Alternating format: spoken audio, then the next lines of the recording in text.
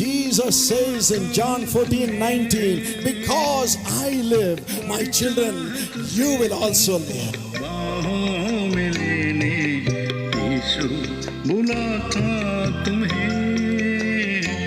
Welcome to the Jesus Calls Gujarat Prayer Festival. Jesus Calls Prayer Festival ગુજરાતમાં તમારું સ્વાગત છે. Jesus calls and God bless you. ઈસુ તમને બોલાવે છે અને પ્રભુ તમને આશીર્વાદ આપે.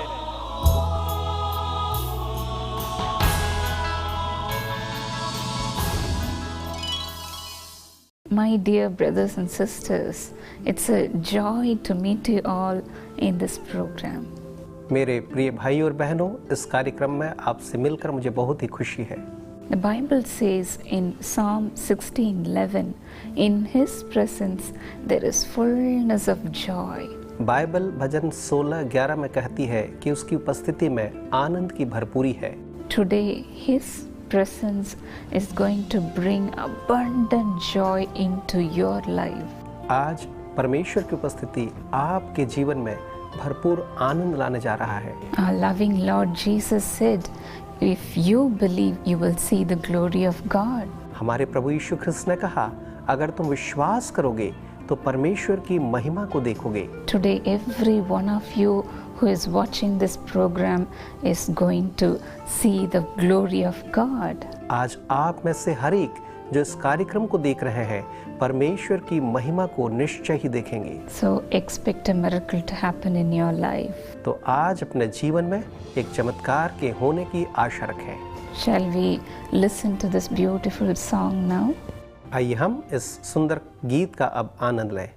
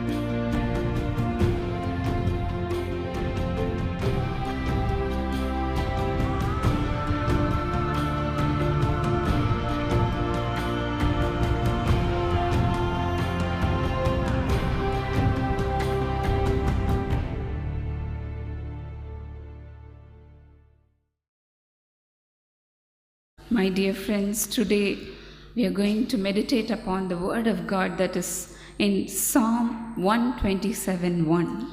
अजीजों, आज हम भजन संहिता 127 के पहले पद पर मनन करेंगे. There the Bible says, unless the Lord builds a home, it is vain those who build it by themselves. यहाँ पर इस प्रकार वचन में लिखा है, यदि घर को यहोवा ना बनाए तो उसके बनाने वालों का परिश्रम व्यर्थ होगा. Today our Lord is going to build our homes. आज प्रभु परमेश्वर हमारे घरों को बनाएगा. And we are going to allow Him to build our homes. और हम उसको अनुमति देंगे कि वो हमारे घर को बनाए. How can we do that? और वो कैसे ये काम कर सकता है? In Proverbs 3, 5 and 6 the Bible says, Bible बताती है नीति वचन 3, 5 और 6 में, trust in the Lord with all your heart. लेकिन पूरे हृदय से यहोवा परमेश्वर पर भरोसा रख. Lean not on your own understanding. तो अपना समझ का सहारा ना ले.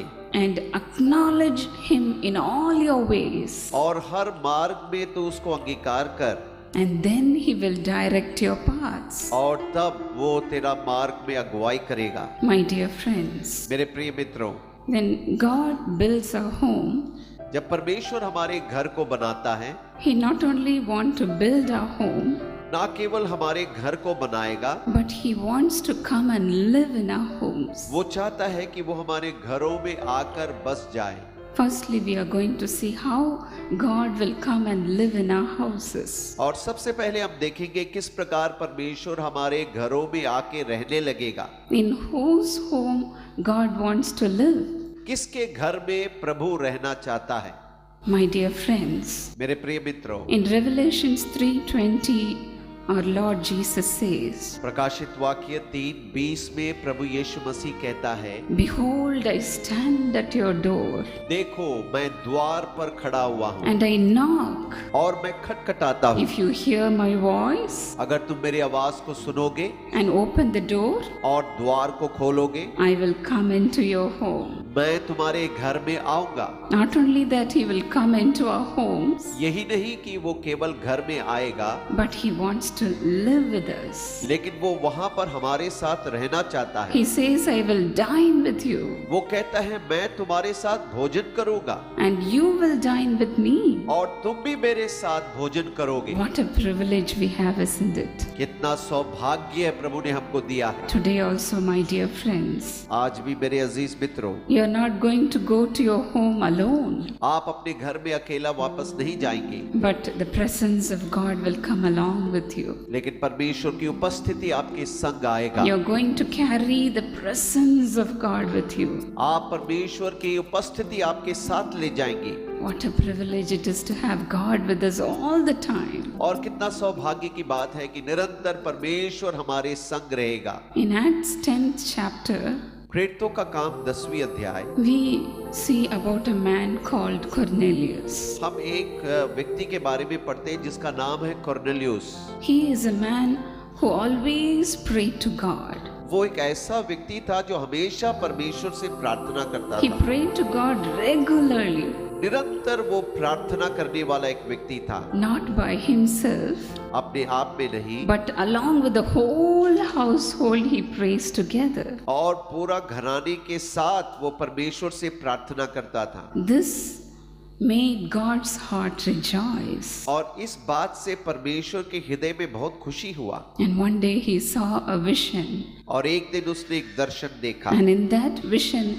he saw an angel of God talking to him. और उस दर्शन में उसने एक स्वर्गदूत को देखा उसे बातचीत करते हुए। And this angel of God said, Call a man of God whose name is Peter.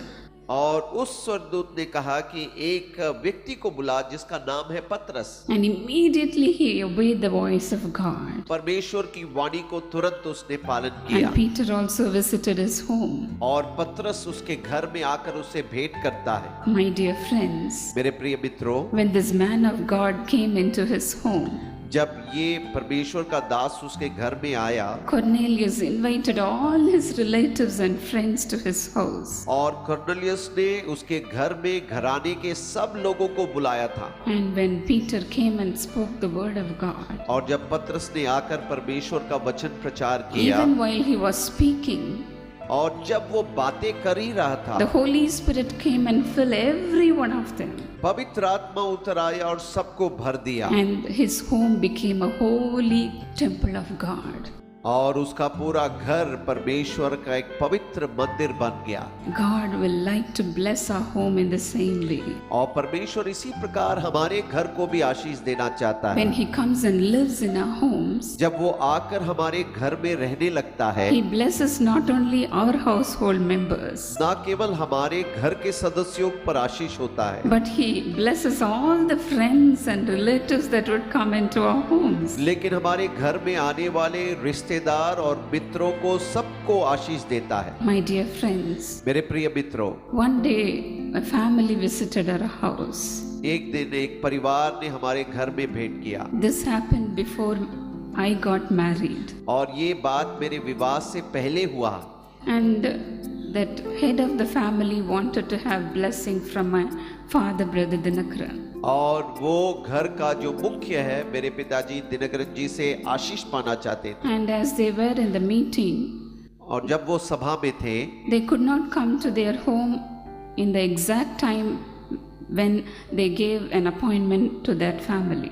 और प्रभु के दास ने जो समय उस परिवार को दिया था, ठीक समय पर वो पहुंच नहीं सके क्योंकि वो एक और सभा में थे। And that family had to wait for 1 hour to get the prayer of my father. और मेरे पिताजी से प्रार्थना करवाने के लिए उस परिवार को 1 घंटा इंतजार करना पड़ा। And as soon as my father and my mother and my husband entered the home, और जैसे ही मेरे पिताजी, माताजी और मेरे पति घर में आ गए, they said, "Sorry, brother, we made you wait for 1 hour."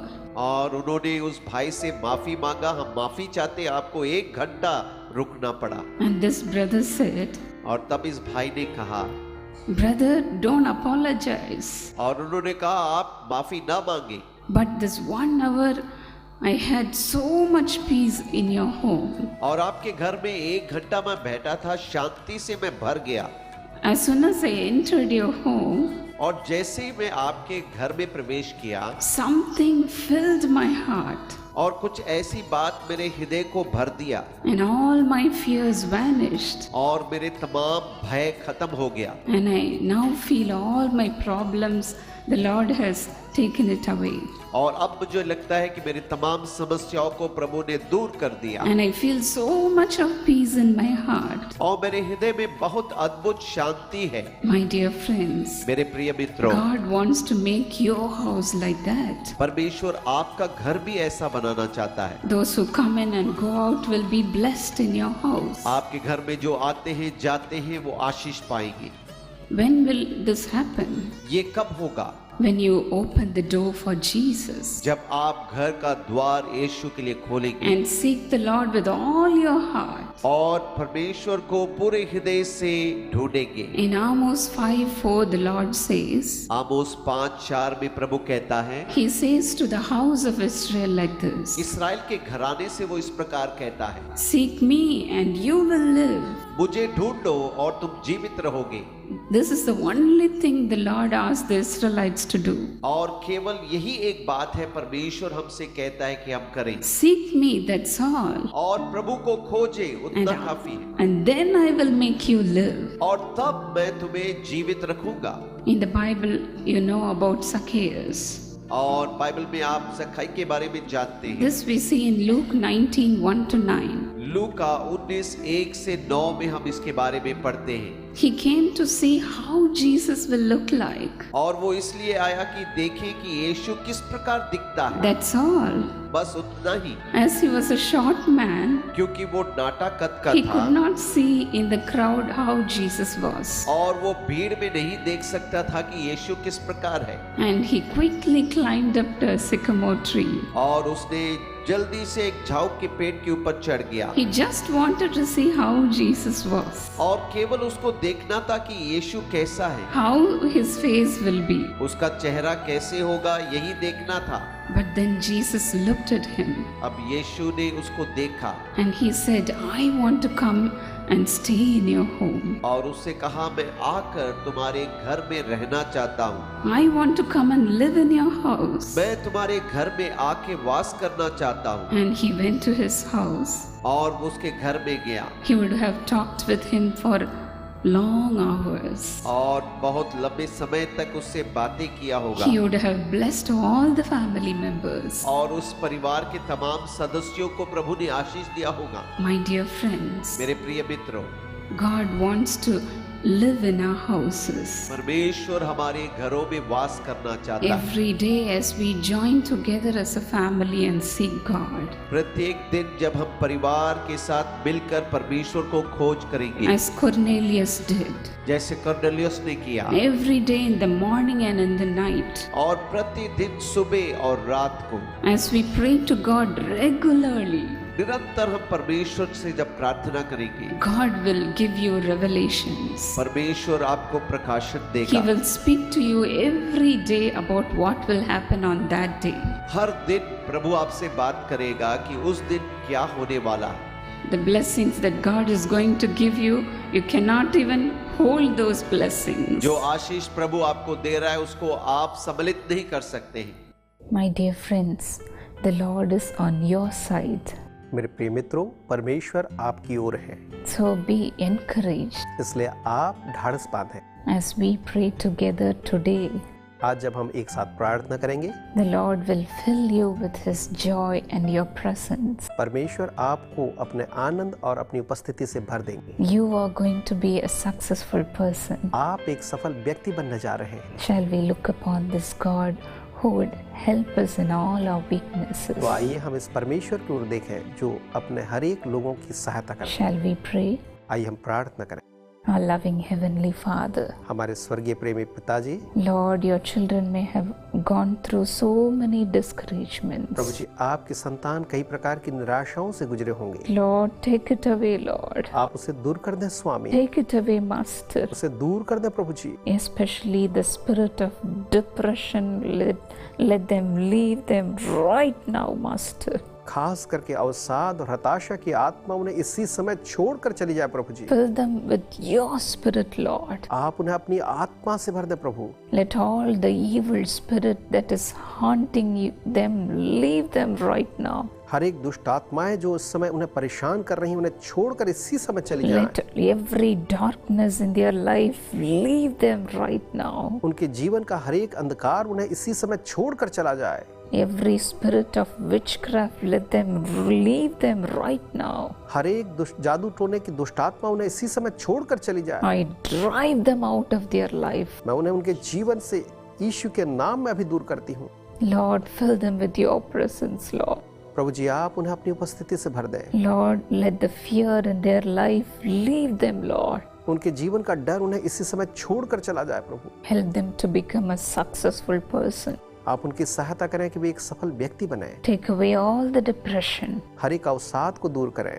Lord, we thank you for all that you are doing for your children right now.